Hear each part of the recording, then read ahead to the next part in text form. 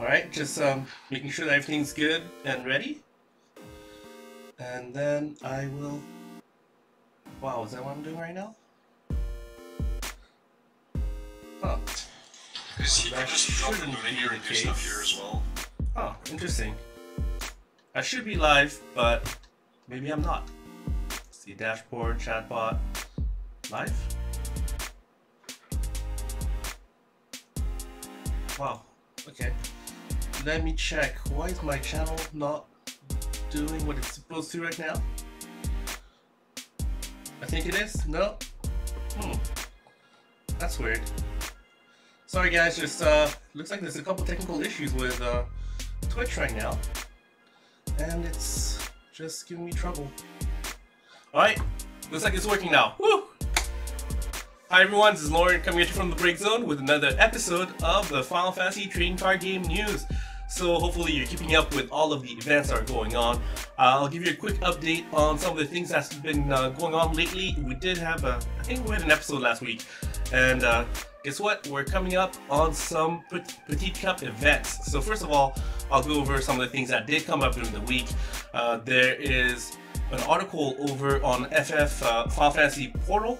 So if you're on the app, you'll be able to see them showcasing the art, the beautiful art from Matsuda-san. That includes some of everybody's favorite art from the Rebels, Furion, and Guy, as well as Leon and some Maria, Minwoo. This one was, oh, darn, I forgot his name. He's a prince. But parts, so some of the art that we're all kind of familiar with, and the fact that that Square Enix is showcasing the art of Final Fantasy the Trading Card Game is good news. So I know everybody's been talking about since year one, where Square Enix doesn't showcase it enough, and here it is, just in everybody's view that this beautiful art. So hopefully it gets a little more traction, a little more attention from all those Final Fantasy fans that might not have known about the game and might consider looking into it. And I mean, obviously this art is just beautiful. And next up, for anybody that doesn't know, GenCon will actually have a Crystal Cup event tied to it. So if you're looking into attending GenCon, the tickets will go on sale. Let's see, I think it is coming in pretty soon. Let's see, confirm earlier. On January 13th, so if you're not sure when that is actually, well, on Sunday. So if you're thinking about attending GenCon, where the 2 extra spots that go straight into the World Championship, they will be available. We're not sure what the details are regarding that, but there will be at least one Crystal Cup, as well as 1 spot for the World Champ. Well, I think 3 spots to the World Championship. Maybe even 4. I know 3 for sure. So if you're thinking about going to a World Championship, that is an event you want to consider going to. You need to buy your GenCon ticket. I also advise you to get everything mailed at home because the lines are just insane. And let's see, people were talking about it too right here. Let's see, gotta make sure that you don't get trapped. Oh wait, nope, that's not the one I was talking about. Let's see. Day tournament events. 10 replies. It does cost a bit of money, and you can get your stuff sent to you right here. So people will mention, make sure that you sign up early enough to both attend GenCon, get your badge sent to your house, as well as your event tickets for Final Fantasy. If you sign up early enough online, they'll be able to mail it to you, so you will not have to wait at the call line, which is just insane. And if you unfortunately cannot do that, make sure that you do allow quite a bit of time in order to pick up all the stuff that you need in order to participate, because you need an event ticket. You also need your badge in order to attend the events. So if you plan on just coming in that morning, make sure you get them sent to your house, otherwise you will wait maybe like 2-3 hours in line trying to get everything. This is a very big event. I attended it last year. I commentated with Jared, Scott Walters, the Crystal Cup event. There were 2 of them. There was a draft as well as a constructed event, and it is amazing. Like, it's kind of the big deal in terms of events that cover trading card games as well as board games in the United States. So if you're thinking about going over there, meeting the community, it's a great time, and you'll get to meet, well, I'm pretty sure Hobby Japan is going to be over there as well for some various events. So if you're thinking about going, keep in mind that Sunday is going to be the first day where you'll be able to buy your badges. So keep that in mind so that you'll be able to, well, attend if you really think about it. Alright, another thing, so some of the things that came up this week, well, there was a trademark from Square Enix for Final Fantasy the digital card game. Now, hold your horses, everything's been updated. People have speculated that it would be, you know, Final Fantasy trading card game in the digital form, but it is not. So keep that in mind as everything was updated. It was going to be Final Fantasy the digital card game that was trademarked, and it's something a little bit different. And in order to take a look at it, here you go. It actually looks wonderful. It's going to go into beta, and people can sign up for it. So there's some art that's familiar, like, you know, Layla right here, and some other arts right here and there that looks familiar. You know, Cloud over here too, from the demo deck as well. Cecil from Opus 2. So it looks like a good time. It's definitely different, as you can kind of see here. This looks like to be power and toughness and different lines, and it looks like a forward in the back line, so that is not going to be something that's exactly like Final Fantasy the trading card game. But Square Enix does have a lot of really cool games that come out, and look, cute little Luffy just pacing back and forth. Alright, next up, so a little bit of news regarding Opus 8 and how it's going to launch. So, well, obviously we knew the box art was going to be that. And if you go to pre-release, you will get the Bahamut sleeves and also the Bahamut promo. So a whole lot of Bahamut everywhere. And Bahamut is a summon, a fire summon that is actually quite hard to cast, but that will be a promo, and it actually looks beautiful. And in case you're wondering about the buy a box promo that's going to come with Opus 8 if you buy a box, according to the news from Henry Do, the owner of a card game Coliseum over in LA, the promo will be Cloud, and it'll be included inside the box, and it should be a 1-to-1 ratio. So for every box that you buy that's sealed, you will be able to get a promo. So that's going to be less of a hassle than the Noctis promo, where it wasn't exactly 1-to-1, or at least at first it wasn't expected to be. Then it ended up being somewhat 1-to-1 if you were able to get it, but not everybody was able to get their needs met. But in this in Opus 8, you should be able to get your promo inside your box, so you won't have to worry about either your store or distributor not providing you that promo. At least that's the expectation for now, but hopefully it does come this way, because otherwise I'll say the Noctis promo became a kind of a bit of a hoopla about it wasn't easy to make sure that for every box that you bought, you were able to get a promo. In this case, if it comes inside, then you won't have to worry about it this time around. Alright, let's look at some tournament results. So at Magic Stronghold on January 3rd in Vancouver, Canada, Julian was able to win with Scions. On the Cincinnati Weekly on January 3rd, Warriors of Light came out on top, and anybody not familiar with that deck, it's got a whole lot of elements and Warriors of Light, including Aegis and Soul. At the DNG FFTCG League, Rogaland, Norway, Scions came out on top. That version had a little bit of spice to it. As you can see, there's a Zap over here. At the monthly winner box over at Critical Strike Games on January 5th, Luxac Mono Earth EX came out on top.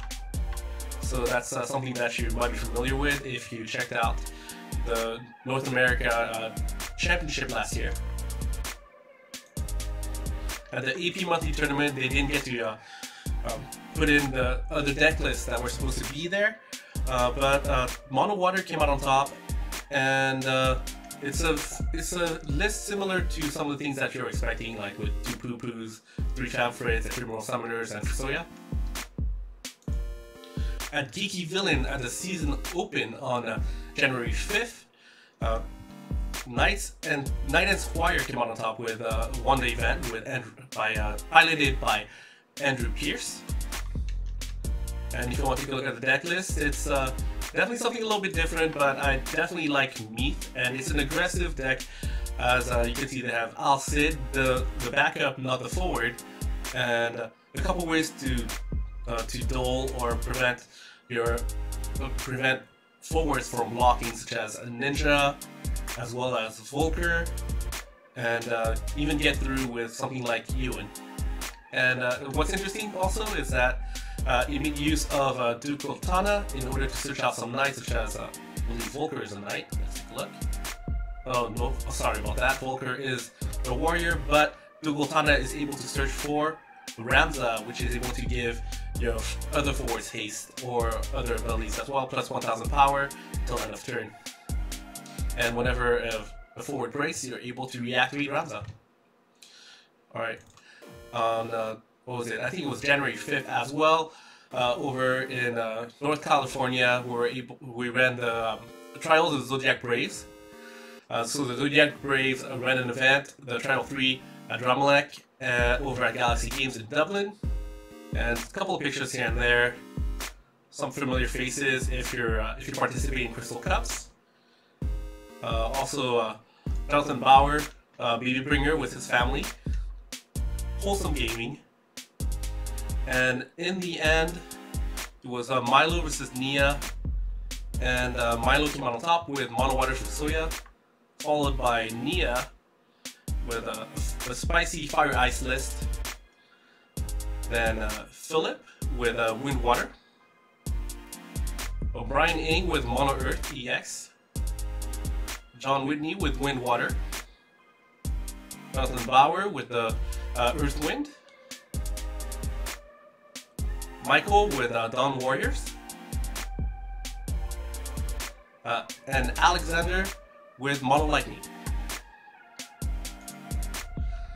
The Jupiter Central Weekly on January 7th, Wind Water came out, won the event with, well, Trilinka, Yuri, a little bit of all that.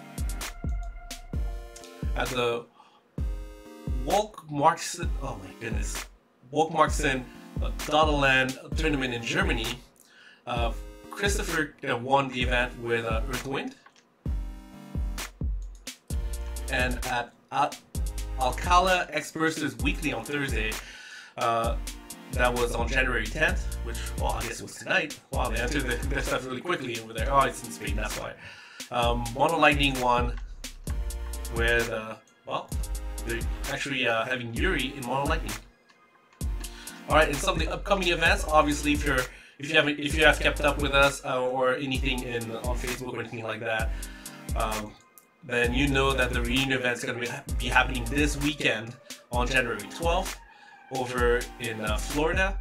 And in case you want to keep up with what's going on that day, kind of watch the event, the stream will be on the Cards of Ivalice Twitch. That's going to be commentated by Chris Adams and Matthew Rice. Hopefully you'll get to tune in. They're great guys. They're going to be very entertaining, so please do tune in. The chat is going to be blowing up. Everybody's going to have a good time. Then on January 13th, the Sleeman Series 2019 Season 1 Event 1 is going to happen at Hobbytown USA Fresno, over in Fresno, California. In case you haven't kept up with the Petit Cup event, the schedule of events, the Break Zone FFTCG rulings page kind of put that little list there so that it's easy to take a look at it. So in case you don't want to log into Facebook or you're just kind of lost track of where it is, then go ahead and check it out. I'll put a link down below for it. And so obviously Florida Petit Cup is going to happen first. Then the Oregon Petit Cup on January 26th. Arizona Petit Cup on February 2nd. Keep in mind that the Fanfare 2019 is sold out over in Los Angeles, but that is not a Petit Cup, so that is actually an event, an organized play event that's going to be in the winter. And there'll be boss battles and all that stuff. We're getting all ready to stream that. It's going to be a good time. New York Petit Cup, February 16th. Toronto Petit Cup on February 17th. Virginia Petit Cup on February 23rd. And the Kansas Petit Cup and Petit Cup Circuit Finals on March 9th and 10th. And just take a good look at some of the other stuff coming up. We also have the SciQuest Dissidia over at I Love Gamers in Northern California, Santa Clara actually, on January 26th. Then we'll have the Mini Exchange Circuit Series on January 27th over at Miniature Exchange in, Ivalice, Texas. The Arizona Petit Cup, so Cassandra was able to put together a little event page. Really cute art and everything. So on February 2nd over at Desert Sky Games over in Chandler, Arizona. And last but not least, in case you don't know them, the RVA returners, and they're going to be defending their home turf on February 23rd at the RVA FFTCG Petit Cup over at Battlegrounds oh my goodness, I cannot read that. Midlothian, Virginia. Hopefully I said it correctly, otherwise I apologize. Anyways, so thank you guys for tuning in. Hopefully you'll be able to check out the stream this weekend for the Petit Cup. It's going to be the first organized play official event happening in 2019 over in the United States or North America. So hopefully you'll be able to tune in and see what's going on if anything spicy comes up. I mean, I do expect to see Earth Wind, Mono Water, Mono Wind, Fusoya decks, Scions. So a little bit of those, probably some mid-range Mono Ice, and maybe some up-and-coming decks such as Mono Fire, Warriors of Light that was covered by the RVA returners recently. They made a little deck about it, or some spicy, Fire Ice decks. So hopefully we'll see some cool stuff. I mean, I'll be entertained just watching the stream. The RVA guys, Chris Adams and Matthew Rice. If you don't know who Matthew Rice is, you know, happy birthday to the guy. Every day is his birthday. He just loves life so much, and he's one of the moderators for the FFTCG North America site Facebook page, as well as James Lockwood, who is actually the one that put the reunion event together with the assistance of Square Enix for, well, this time it's with the assistance of Square Enix, but last year he did it all on his own. So you should check it out, support him, you know, get a look at what's going on, and have a good time. I mean, as much as we've been enjoying the holidays, I think we're all itching to see some competitive play. So last but not least, I'd like to give a shout out to our sponsor, MatchGames.com, for providing us with some things that we can give away when we reach 800, 900, or 1,000 subscribers. So at that point, we'll pick one of our subscribers at random, and they'll get to pick between some of the following items, such as a Luminaria Mox Amber,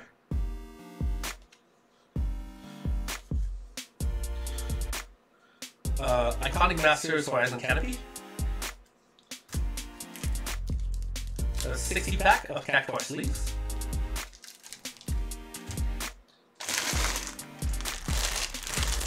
a Lightning plushie for Final Fantasy 13,